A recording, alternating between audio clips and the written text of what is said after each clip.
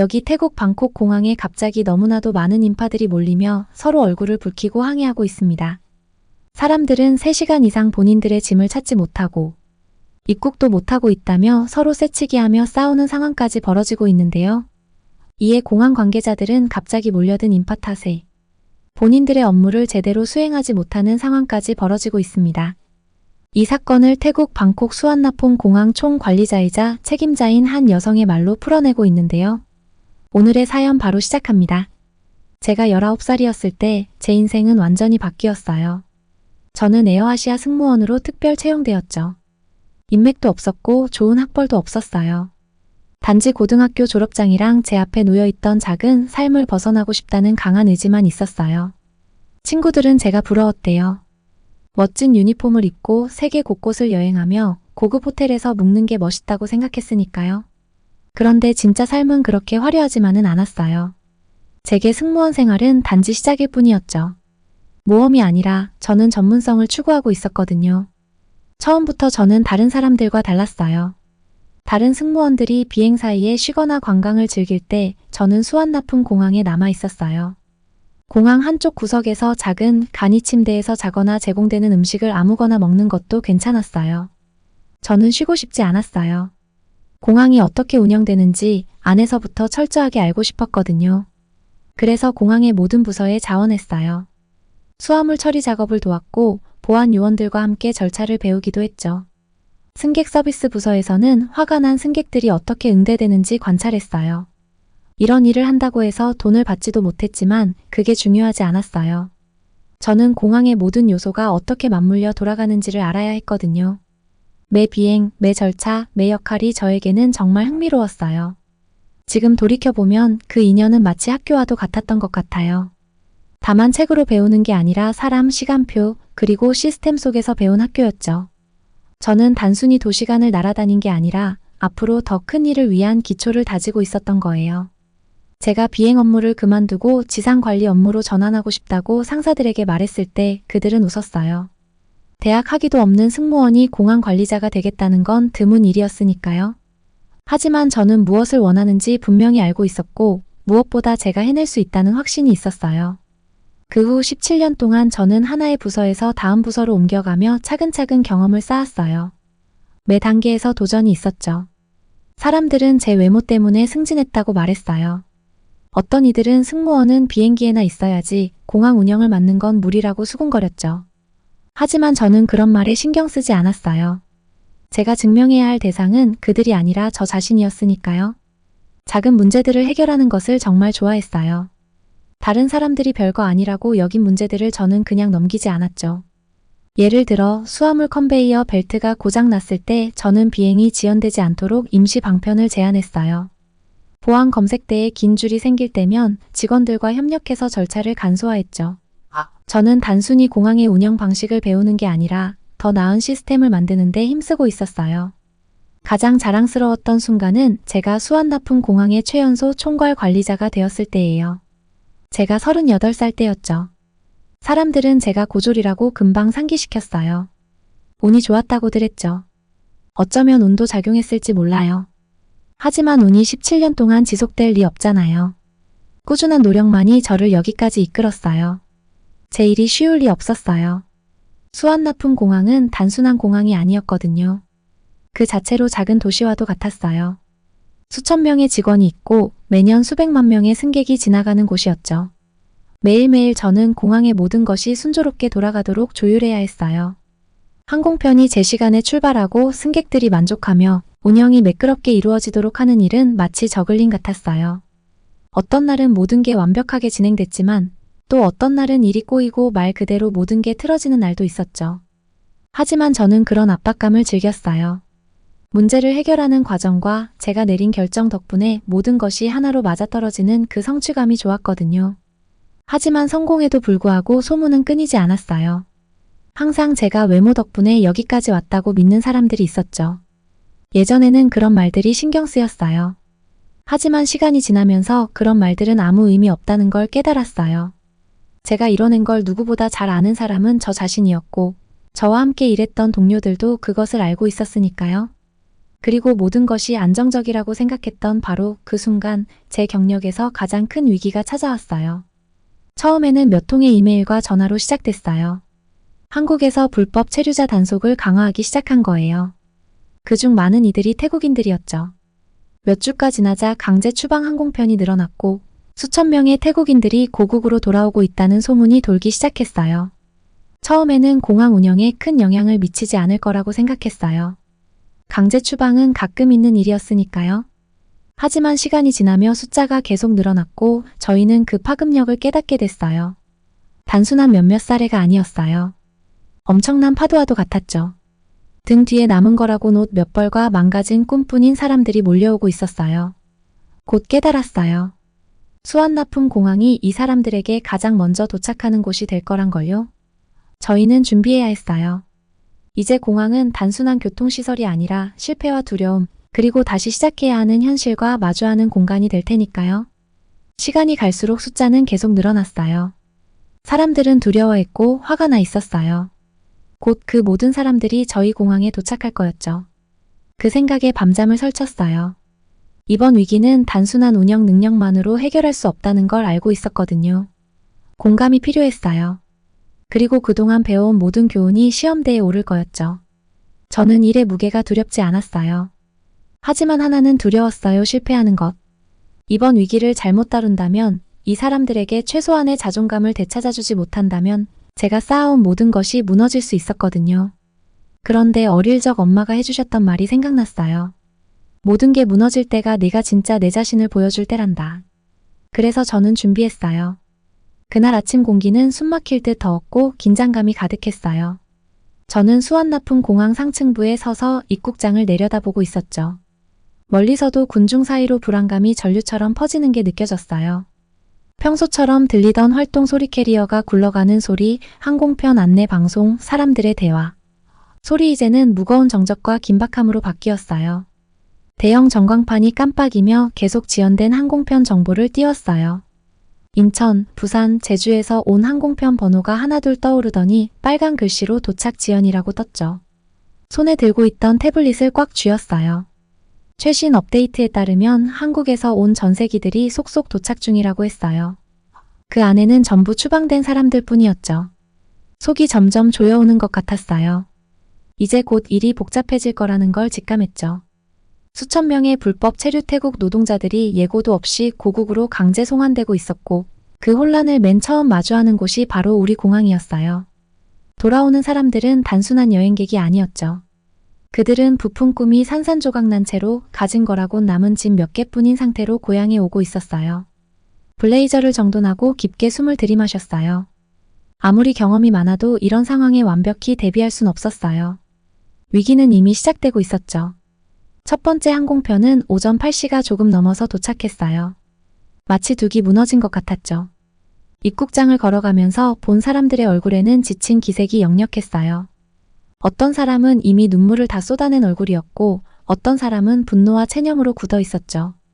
몇 년간 외국에서 남은 전 재산이라곤 낡은 배낭이나 비닐봉지에 든 물건들이 전부였어요. 어린아이들은 부모 품에 매달려 겁에 질린 채 울고 있었죠. 시간이 지나면서 소음은 점점 커졌어요. 더 많은 사람들이 공항에 쏟아져 들어오면서 상황이 악화되고 있었어요.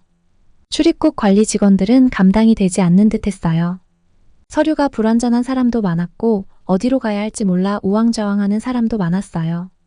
사람들은 화난 목소리로 직원들과 언쟁을 벌였고 가방을 바닥에 세차게 던지는 소리가 여기저기서 들렸어요. 이민국 창구 옆에 젊은 남자 몇 명이 바닥에 주저앉아 있는 게 보였어요.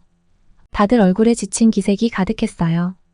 한 남자는 머리를 감싸쥐고 마치 나쁜 꿈에서 깨고 싶다는 듯한 표정이었고 다른 한 명은 무릎을 감싼 채 허공을 멍하니 바라보고 있었어요. 그들은 한국에서 뼈 빠지게 일하고 돌아왔지만 이제 아무런 안전망도 없이 추방된 사람들이었죠. 그들의 실망감은 마치 그림자처럼 따라다니는 듯 했어요. 오전 시간이 지나자 상황은 더욱 나빠졌어요. 또 다른 두 항공편이 도착했고 입국장은 이미 발 디딜 틈 없이 붐비고 있었어요. 가족들은 차가운 타일 바닥에 주저앉은 채 앞으로도 뒤로도 움직일 수 없는 상태에 갇혔죠. 사람들의 눈에는 혼란이 가득했어요. 이제 어떻게 해야 하지? 어디로 가야 할까? 라는 질문이 떠오르는 것 같았어요. 일부 승객들은 초조하게 휴대폰을 들여다보며 가족이나 친구로부터 소식을 기다리고 있었죠. 출입국 창구 근처에선 어린 딸을 달래려는 엄마가 보였어요. 아이가 점점 큰 소리로 울어대자 엄마는 딸 옆에 무릎을 꿇고 계속해서 무언가를 속삭였지만 아이는 점점 더 크게 울며 엄마 옷자락을 꽉 붙잡고 있었어요. 그 장면을 보고 마음이 아팠지만 그들을 위로해줄 시간이 없었어요. 지금은 더 큰 일이 걸려 있었으니까요. 혼돈 속을 걸어가는데 제 전화가 쉴 새 없이 울렸어요. 정부 관계자, 공항 직원, 비즈니스 파트너들까지 다들 상황을 물어왔어요. 다들 제대로 관리되고 있냐고 묻더군요. 일단은 유지하고 있어요. 그렇게 답하긴 했지만 제 말에는 힘이 없었어요. 솔직히 말하면 간신히 버티고 있는 상황이었거든요. 작은 실수 하나라도 하면 그동안 쌓아온 시스템이 전부 무너질 상황이었어요. 저는 머릿속에서 하나하나 문제를 정리하며 해결책을 찾기 시작했어요. 직원들에게 물과 담요를 나눠주도록 지시했죠. 갈 곳 없는 사람들에게 최소한의 도움이라도 줄 수 있도록 말이에요. 정오가 지나갈 때쯤 결국 일이 터졌어요. 저는 출입국 창구 근처에 있었는데 갑자기 큰 소리가 들리더군요. 한 젊은 남자가 자신의 여권을 창구에 내리치면서 소리쳤어요. 내가 5년을 일했어요. 전부 바쳐서 일했는데 이렇게 대하는 거예요? 그의 목소리는 분노에 떨리고 있었어요. 출입국 직원이 손을 들어 진정시키려 했지만 주변에 있던 사람들도 이미 동요하고 있었죠. 상황이 금방이라도 폭발할 것 같았어요. 너무 팽팽하게 당겨진 줄처럼 긴장감이 가득했어요. 저는 서둘러 앞으로 나서서 보안 직원에게 신호를 보냈어요. 저분을 잠깐 다른 데로 모시고 가세요. 제가 낮게 속삭였죠. 사태가 더 커지기 전에 진정시켜야 했어요. 그 남자는 결국 어깨를 늘어뜨리며 보안 직원에게 이끌려 조용한 구석으로 갔지만 그의 분노는 공항 안에 퍼져 사람들을 더 날카롭게 만들고 있었어요. 모두가 예민해져 있었고 우리는 빨리 질서를 회복해야 했죠. 그 순간 이 위기가 단순히 절차상의 문제가 아니라는 걸 깨달았어요. 이 사람들은 서류나 대기 시간 때문에 화난 게 아니었어요. 그들은 슬퍼하고 있었어요. 자신들이 꿈꾸던 미래가 무너진 것에 대한 슬픔이었죠. 더 나은 삶을 찾아 바다 건너 한국으로 갔지만 결국 그들이 찾은 건 절망뿐이었어요. 이제 그들은 처음 출발할 때와 똑같은 자리로 돌아온 거였죠. 손에 든 건 실망감뿐인 채로요. 시간이 흐를수록 저도 점점 무거워지는 걸 느꼈어요. 한 걸음 한 걸음이 힘들었죠. 하지만 멈출 수는 없었어요. 문제를 해결하기 위해 계속 움직여야 했어요. 직원들을 모아 지시를 내렸어요. 라운지 공간을 임시 쉼터로 열어주세요. 가족들이 쉴 수 있게 하고 물과 음식도 제공하도록 해요. 직원들은 지친 얼굴로 고개를 끄덕였어요. 모두가 힘들었지만 선택의 여지가 없었어요. 우리는 계속 나아가야 했어요. 밤이 되자 입국장은 간신히 고요를 되찾았어요. 소음은 잦아들었지만 여전히 공기엔 피로와 불만이 가득했어요. 저는 큰 유리창 옆에 서서 착륙하고 이륙하는 비행기들을 바라봤어요. 저 멀리 도시의 불빛이 반짝였고 그 뒤편의 혼란스러운 공항과는 대조적이었죠. 이 위기가 끝난 게 아니라는 걸 알고 있었어요. 내일 또 다른 비행기가 도착할 거고 그 안에 타고 있는 사람들도 똑같은 고통과 실망을 안고 있을 거예요. 하지만 오늘 하루를 무사히 버텨낸 것만으로도 충분했어요. 완벽하진 않았지만 그래도 버텨냈다는 것에 만족해요. 공항은 피로와 불안이 뒤섞인 채로 바쁘게 움직이고 있었습니다. 복도마다 조용한 흐느낌과 낮은 목소리들, 그리고 무거운 가방을 끌며 바닥을 긁는 소리가 울려 퍼졌어요. 피곤해 지친 얼굴들이 줄지어 서 있는 걸 지나칠 때 그들의 시선이 느껴졌습니다. 환한 눈빛이 아니었어요. 오히려 절박한 희망이 담긴 눈빛이었죠. 그들이 기다리는 것이 내가 줄 수 있을지조차 확신할 수 없는 답이거나 혹은 계획일지도 모른다는 생각이 들었습니다. 벽에 기대어 앉아있는 한 여자가 눈에 들어왔습니다. 그녀의 무릎 위엔 아이가 몸을 웅크리고 있었어요. 아이의 눈은 감기려다 말다 하면서도 배고픔 때문에 깊이 잠들지 못하는 것 같았죠. 엄마는 조용히 아이의 머리를 쓰다듬으며 입술을 미세하게 움직였어요. 아마도 마음속으로 간절히 기도하고 있는 걸지도 몰랐죠. 꿈이 깨져버린 땅에서 돌아온 그 엄마는 이제 무엇을 해야 할지 모르는 듯 보였습니다. 그 모습은 깊은 인상을 남기며 제 마음속에 박혔습니다. 공항 곳곳에서는 수많은 사연들이 파도처럼 몰려왔습니다. 끝없이 이어지는 이야기들 중 하나를 들려준 건 옷이 낡고 여행의 흔적으로 지쳐 보이는 한 노인이었어요. 그의 이름은 솜차이였고 그는 5년 전 부산 외곽에 있는 작은 공장에서 일하기 위해 태국을 떠났다고 했죠. 처음에는 일이 괜찮았어요. 그는 깊은 후회가 묻어나는 목소리로 말했습니다. 매달 돈을 집에 보냈어요. 아내는 농장 대출을 갚았고 딸은 학교에 다닐 수 있었죠. 그는 이마에 땀을 닦으며 잠시 말을 멈췄습니다. 그런데 단속이 시작됐어요. 공장의 이민자 단속이 불시에 들이닥쳤죠. 작업대에서 사람들을 끌어내기 시작했어요. 저는 지하실에 숨거나 창고에서 잠을 자야 했어요. 마치 유령이 된 것 같았죠. 그는 지난 석 달 동안 당국의 눈을 피하며 이곳저곳을 떠돌아다녔다고 했어요.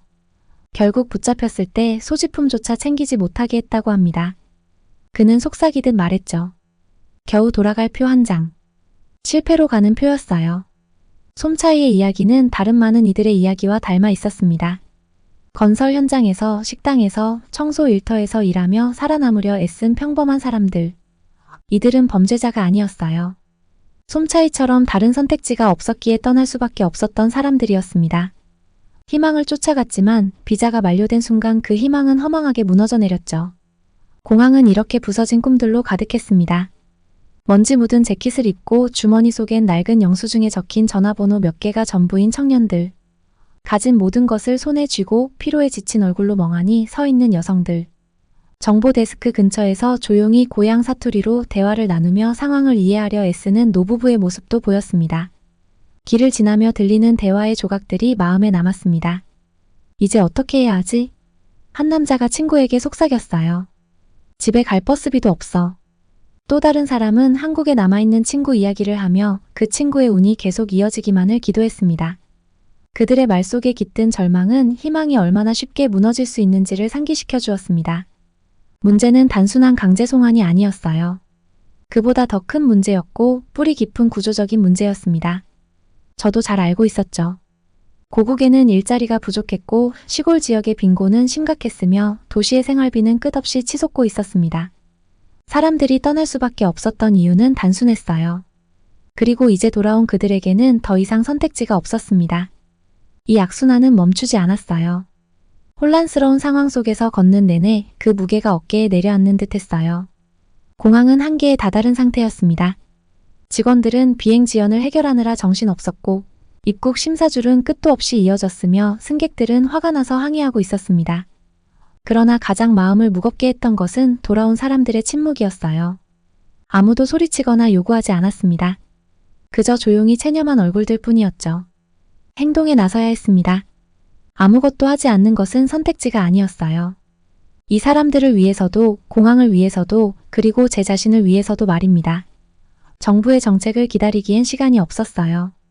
지금 당장 움직여야 했습니다. 한적한 구석으로 가서 휴대폰을 꺼내 필요한 물품 목록을 작성했습니다. 더 많은 담요, 음식, 물, 그리고 의료진이 필요했어요. 2층에 사용하지 않는 VIP 라운지들이 떠올랐습니다. 오늘 밤만큼은 그 공간들을 사용해야겠다고 결심했죠. 누가 불평하든 상관없었어요. 사람들이 잠들 수 있는 곳이 필요했으니까요. 아이를 동반한 가족부터 라운지로 옮겨주세요. 저는 전화기 너머의 직원에게 말했습니다. 그 다음은 어르신들 순서로요. 바닥에 앉아 계시지 않게 해주세요.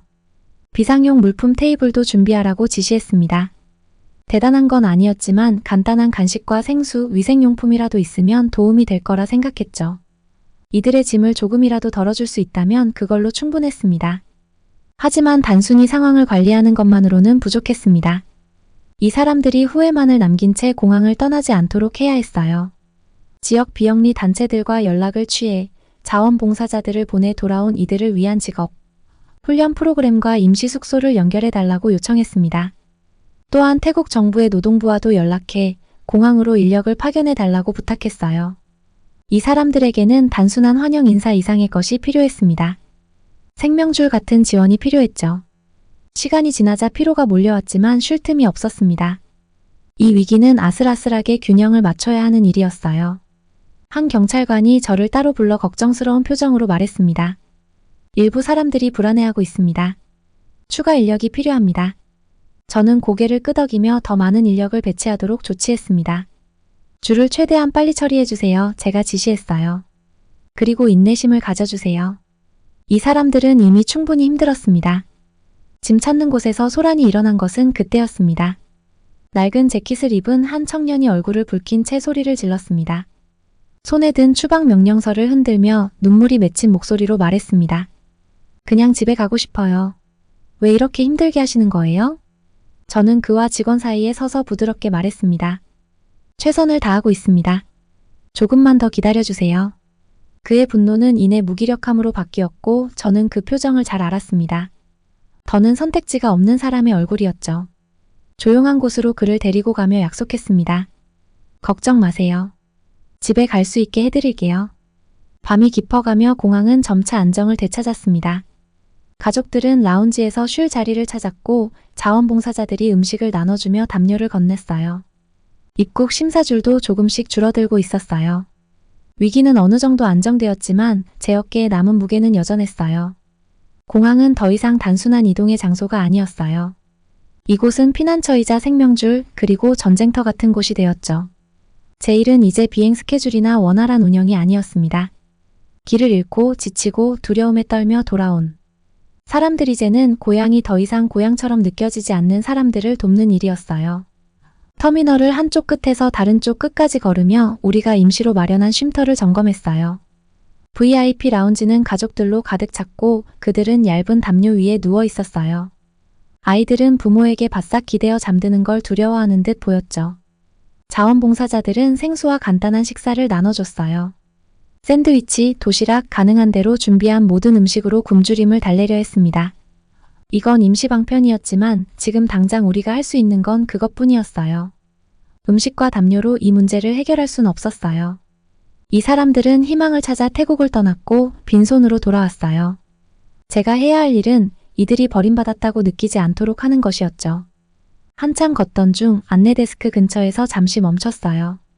마른 체격의 노인이 너무 커 보이는 의자에 앉아 있었죠. 그는 해진 야구 모자를 쓰고 있었고 손에 든 가방을 꼭 쥐고 있었어요. 마치 누군가 그것을 빼앗아 갈까 두려워하는 듯했죠. 자원봉사자가 음식을 건넸지만 노인은 지친 미소를 지으며 고개를 저었어요. 젊은 사람들 먼저 주세요. 그의 목소리는 작았지만 단호했어요. 저는 괜찮아요.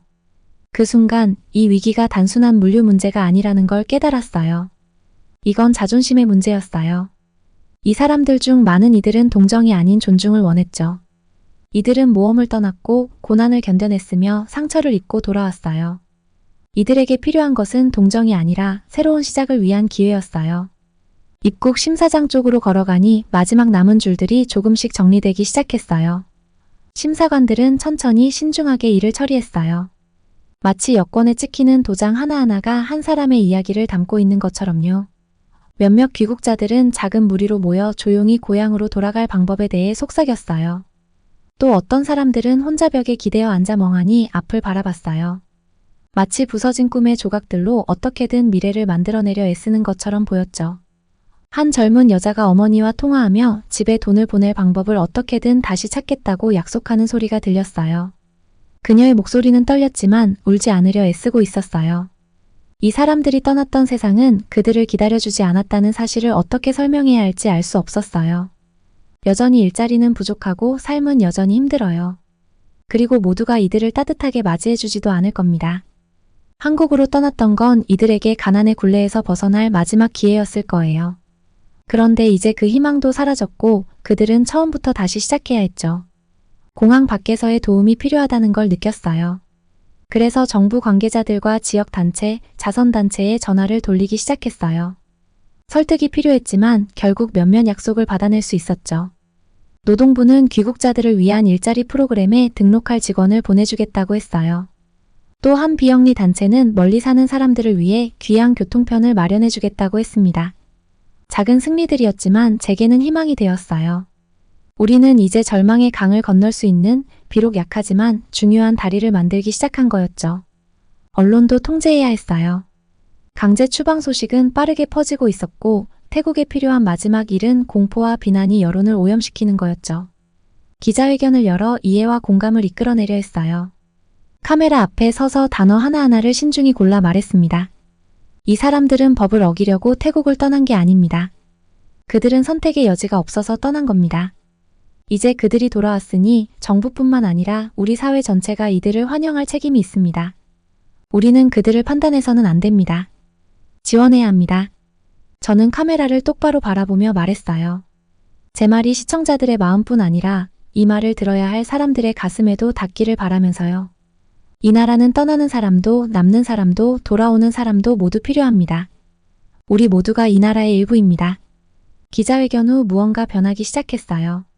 즉각적인 반응은 아니었지만 분명한 변화가 있었어요. 작은 도움의 손길들이 하나둘씩 들어오기 시작했죠. 지역 기업들은 귀국자들을 채용하겠다고 했고 직업훈련센터는 무료로 교육 프로그램을 제공하겠다고 했어요. 심지어 몇몇 사찰에서는 임시 숙소도 제공하겠다고 했습니다. 모든 문제가 해결된 건 아니었지만 시작은 되었어요. 밤이 깊어가자 공항은 점차 조용해졌어요. 비행기를 기다리던 승객들도 점차 줄었고 귀국자들은 가능한 자리에서 몸을 뉘었어요. 어떤 이들은 벤치에 누웠고 또 어떤 이들은 벽에 기대어 몸을 웅크린 채 잠들었어요. 마치 물음표처럼 몸을 말고 있었죠. 마지막으로 터미널을 한 바퀴 돌며 조용히 걸었어요. 제 발소리가 대리석 바닥에 가볍게 울렸어요. 해진 야구 모자를 쓴 노인도 보였죠. 그는 이제 깊이 잠들어 있었고 손에 꼭 쥔 가방은 여전히 놓지 않은 채였어요. 마치 잠든 동안에도 그걸 잃을까 두려워하는 듯 했죠. 출구 근처에선 자원봉사자들이 모여 내일 아침 준비에 대해 논의하고 있었어요. 저를 보자 지친 얼굴로 미소를 지어 보였어요. 그들의 노고가 고마워 고개를 끄덕이며 인사를 건넸어요. 그들은 제가 기대한 것 이상을 해줬고 우리에겐 여전히 긴 길이 남아있다는 걸 잘 알고 있었죠. 유리창 옆에 서서 어둠이 내려앉은 활주로를 바라봤어요. 비행기들은 규칙적으로 이륙하고 착륙하며 폭풍이 와도 인생은 계속된다는 걸 상기시켜줬어요. 공항은 이제 단순한 건물이 아니었어요. 여기서는 다양한 이야기가 교차했죠. 어떤 건 기쁨으로 또 어떤 건 슬픔으로 가득한 이야기들이요. 사람들이 옛삶과 작별하고 새로운 삶을 맞이하는 곳. 오늘 밤은 실패와 희망이 충돌하는 장소가 되었어요. 위기는 완전히 끝난 게 아니었어요. 몇몇 상처들은 치유되기까지 시간이 걸릴 겁니다. 하지만 우리는 더 나은 방향으로 첫걸음을 내디뎠어요. 연대와 이해, 그리고 어쩌면 희망까지도요. 제 일은 끝나지 않았다는 걸 알고 있었어요. 내일도 새로운 비행기들이 도착하고 더 많은 승객들이 공항을 지나가겠죠.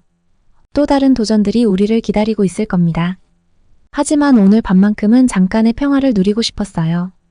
깊게 숨을 들이쉬고 천천히 내쉬며 차가운 유리에 닿은 제 숨이 서서히 사라지는 걸 바라봤어요. 밤은 조용했고 폭풍은 잠시 멈춘 듯 했어요.